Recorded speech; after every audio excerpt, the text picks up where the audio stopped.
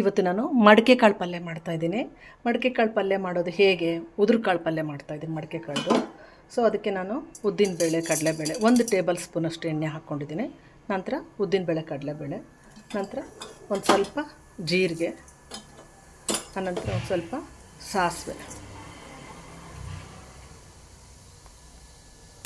ಆನಂತರ ಸ್ವಲ್ಪ ಕರಿಬೇವು, 1 ಈರುಳ್ಳಿಯನ್ನು ಹೆಚ್ಕೊಂಡಿರೋದನ್ನು ಹಾಕ್ಕೊಳ್ತಾ ಇದ್ದೀನಿ.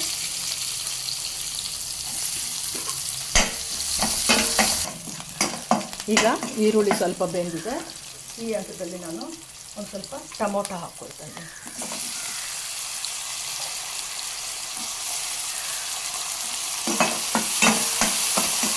ಟೊಮೊಟೊನು ಸ್ವಲ್ಪ ಬೇಯಬೇಕು, 1 ರಿಂದ 2 ನಿಮಿಷ.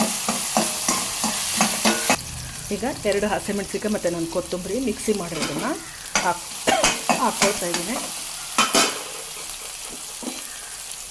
ನಂತರ ಒಂದು 1/4 ಟೀ ಸ್ಪೂನಷ್ಟು ಅರಿಶಿನ, ಒಂದು 1/4 ಟೀ ಸ್ಪೂನಷ್ಟು ಜೀರಿಗೆ,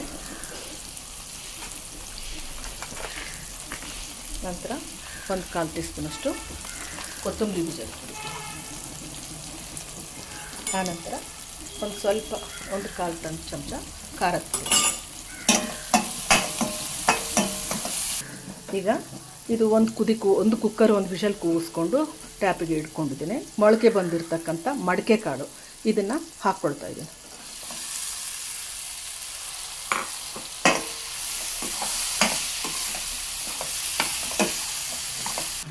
ಸ್ವಲ್ಪ ರುಚಿಗೆ ತಕ್ಕಷ್ಟು ಉಪ್ಪು ಹಾಕ್ಕೊಳ್ತಾ ಇದ್ದೀನಿ.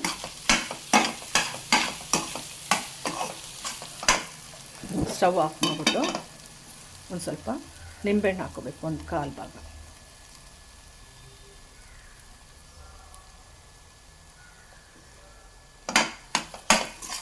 ನಿಂಬೆಹಣ್ಣು ಹಾಕ್ಕೊಂಡು ಒಂದು ಸ್ವಲ್ಪ ಕೊತ್ತಂಬರಿ ಹಾಕ್ಕೊಳ್ಬೇಕು, ಒಂದು ಸ್ವಲ್ಪ ಹಸಿ ಕಾಯಿ ತುರಿಯನ್ನು ಹಾಕ್ಕೋಬೇಕು.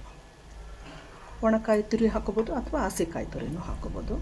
ಸೊ ಈಗ ಮಡಿಕೆ ಕಾಳು ಪಲ್ಯ ರೆಡಿಯಾಗಿದೆ. ಈಗ ಉದುರುಕಾಳು ಮಡಿಕೆ ಕಾಳು ಪಲ್ಯ ರೆಡಿಯಾಗಿದೆ. ರೊಟ್ಟಿ ಒಟ್ಟಿಗೆ ಸೇವಿಸಲಿಕ್ಕೆ ಅಗಸಿ ಹಿಂಡಿ ಮತ್ತು ಮಡಿಕೆ ಕಾಳು ಪಲ್ಯ ರೊಟ್ಟಿಗೆ ಕಾಂಬಿನೇಷನ್ನು.